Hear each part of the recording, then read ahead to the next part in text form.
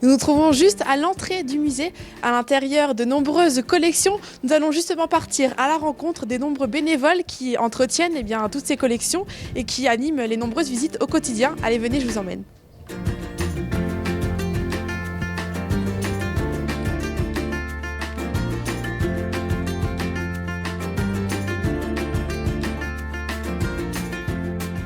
Là, nous nous trouvons au cœur du musée, au cœur de la collection de ce musée de l'association Calivi. Et à côté de moi, Roland Riggenbach, le président. Alors, l'association fêtait cette année ses 20 ans. Une fierté pour vous? Oui, c'était vraiment une fierté et comme je disais, c'était un moment émouvant. C'est vous qui était présent et qui avez créé en fait ce musée-là ici, il y a 20 ans. Oui, moi et puis mon collègue Didier Laurent. Ouais. Et alors, comment est-ce que ça se passe au quotidien pour présenter ces collections, pour les entretenir? Comment est-ce que vous vous débrouillez? Pour l'entretenir, c'est tous les mercredis matins. Il y a donc une ou deux personnes qui s'occupent que de ça, que de la collection. Parce qu'elle crée vraiment l'humidité, il faut vraiment la bichonner. Parce que c'est une des plus belles collections du monde, sinon la plus belle. Et surtout qu'elle sert, il y a beaucoup de chercheurs, de géologues, même des compagnies pétrolières qui viennent travailler donc sur cette collection. Et au total, alors vous êtes combien ici en tant que bénévole? En tant que bénévole, disons, on a une bonne vingtaine, hein, des fois un peu plus. Mais bon, c'est déjà pas mal. Uniquement des anciens mineurs alors? Pratiquement toujours que des anciens mineurs. Il y a deux, trois personnes qui n'étaient pas mineurs, mais qui ont été sympathisées par notre travail et qui maintenant viennent tous les mercredis. Il y a même des dames qui viennent. Alors, ça me fait autant plaisir parce que quelque part, ça fait chaud au cœur. Hein. Et alors combien est-ce que vous recevez de visiteurs parce que vous organisez des visites guidées au sein du musée ici durant toute l'année? À peu près 5000 personnes. Quoi. Avec notamment beaucoup de scolaires, vous le disiez. Hein. Beaucoup de scolaires, oui. Le grand événement au début de l'année, c'est donc cette fameuse aventure citoyenne où il y a 800 gamins qui viennent à partir de janvier jusqu'à fin mars. Et j'en ai la chair de poule quand j'en parle parce qu'il faut voir ces gamins, ils sont là, bouche et oreille ouvertes, ne bougent pas. Et ils découvrent quelque chose. Hein. Et en général, les enfants sont plus ou moins turbulents, mais ici, ils ne bougent pas du tout. Alors vous êtes beaucoup d'anciens mineurs, du coup, à vous occuper du musée. L'idée, c'est quoi? C'est d'essayer d'attirer d'autres bénévoles, peut-être plus jeunes, pour faire perdurer l'histoire des mines? On est bien obligé parce que la moyenne d'âge, hein, je ne suis plus très jeune, Pauline non plus. Hein. Donc il faudrait la relève. On essaye. J'ai déjà essayé de contacter, parce qu'il y a encore des jeunes mineurs qui sont en retraite, qui pourraient très bien, si je dis jeunes mineurs, 55 ans, vous voyez, c'est des jeunes. Hein. Et bon, j'ai du mal à les convaincre.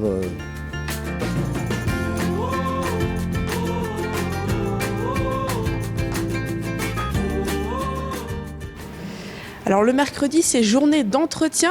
Et à côté de moi, justement, il y a René qui s'occupe de déshumidifier la salle. C'est bien ça? C'est ça, voilà. Qu'est-ce que vous faites exactement? Voilà. Ce sont des absorbeurs d'humidité qu'on trouve un peu partout ici autour, puisque c'est du sel et l'humidité, donc il y a danger pour les pièces. Donc voilà, on regarde le truc, l'absorbeur, on les change quand il n'y a plus rien dedans. Donc on ouvre. Et donc ça, c'est important parce que sinon, les pièces, elles fondent, c'est ça? Les pièces, elles fondent, oui. Ah oui, on a eu des sacrés problèmes, donc tous les mercredis, on y passe. Hein. En hiver, c'est plus facile parce que ça fond beaucoup moins vite, mais en été, malgré tous les appareils qu'on a, c'est problématique.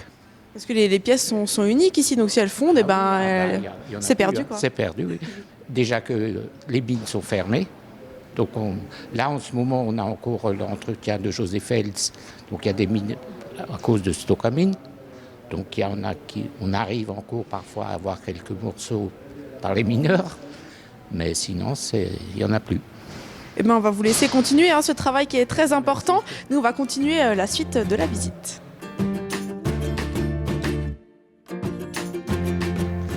Bonjour Paulie. Bonjour madame. Bon, vous êtes aussi un des membres de l'association Calivi. Vous faites vous-même les visites. Alors dites-moi là, on se trouve où exactement? Écoutez, ça c'est l'entrée, c'est directement le mineur, quand il arrivait à son boulot le matin, par exemple à 4h30, il fallait qu'il passe par cet engin biscornu là, ça s'appelle la pointeuse. C'est-à-dire, chaque mineur qui rentrait là-dedans, il avait un numéro, et le mien, c'était le 144. C'était celui-là. Donc, il fallait que je prenne mon numéro, l'encastre là-dedans, j'appuyais dessus, et ça indiquait exactement l'heure que Poli était arrivé le matin. Et je m'en occupais plus, je mettais mon petit carton dans l'autre boîtier qui se trouve de l'autre côté. Et à midi, avant de rejoindre la maison, je reprenais mon petit 144, je repassais par la pointeuse et ça indiquait exactement l'heure que Poli était parti à la maison. Et je remettais mon petit carton à sa place. Ça permettait aux mines de voir que tous les cartons étaient revenus de ce côté-là, parce que s'il y avait un carton qui manquait, c'est-à-dire qu'il était resté là-bas, c'est que le mineur n'était pas remonté. Il fallait partir à sa recherche. Eh bien, on va continuer la suite de la visite, on va rentrer dans la salle des pendus. Allez, on vous emmène.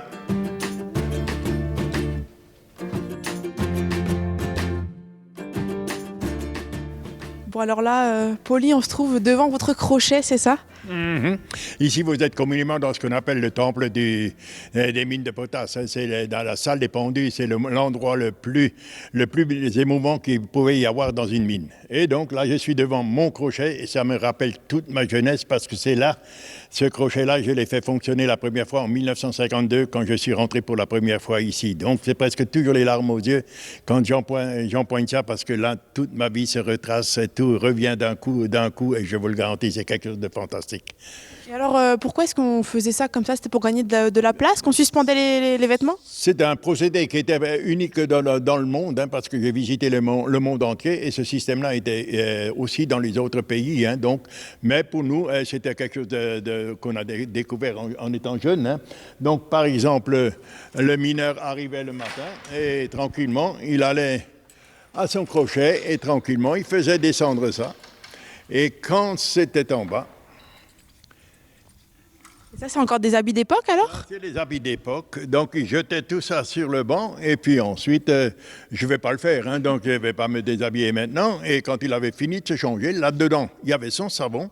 Et quand il avait fini de se changer, il remontait le tout là-haut pour faire de la place en bas. Parce qu'ici, à midi, il y avait à peu près 400 mineurs qui étaient là-dedans. 200 se préparaient à descendre au fond. 150 se préparaient à rentrer à la maison. Et dans les alcôves, derrière moi, c'était les douches collectives.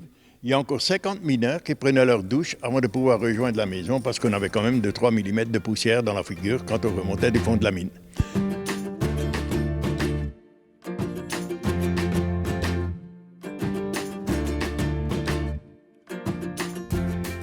Bon, alors là, Poli, on a une vue imprenable sur la salle. Hein.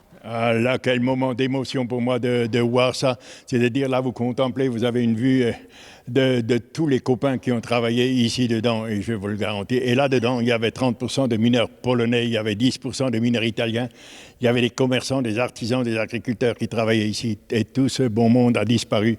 Et de rentrer là-dedans, de contempler tout ce matériel qui leur appartenait et de pouvoir en parler, ça c'est quelque chose que je ferai toute ma vie parce que je veux qu'on parle de ces sacrés bonhommes qui ont fait ce travail de titan là au fond de la mine. Des anecdotes, vous en avez des tonnes et des tonnes. Hein. Si on vous pose des questions, je crois qu'on pourrait rester avec vous toute la journée.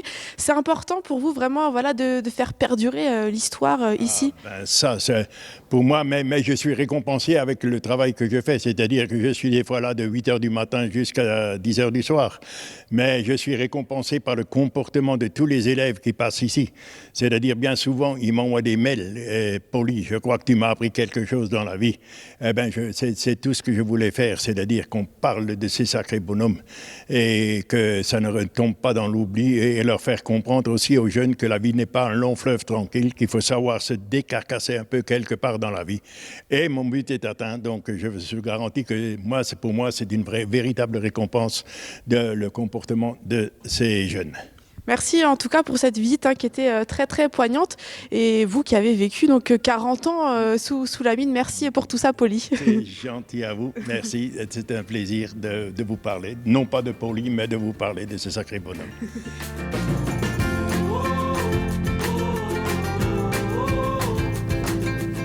Pour tous ceux qui souhaiteraient visiter ce musée, il suffit juste de les appeler pour prendre un rendez-vous et Poli ou l'un des autres bénévoles pourra vous faire une visite. Nous, on se retrouve demain à Mulhouse pour les coulisses du Tour de France. Bonne soirée.